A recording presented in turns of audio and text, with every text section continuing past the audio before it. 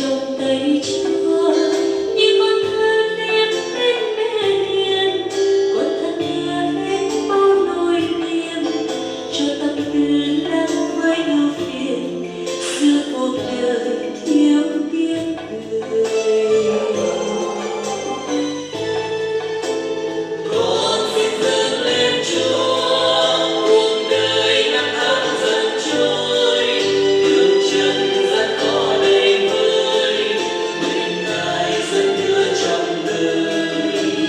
Tâm tư con mong ước bên Ngài từng ngày gieo ước, bao đêm an bên vui đem tình thương Chúa cho muôn người.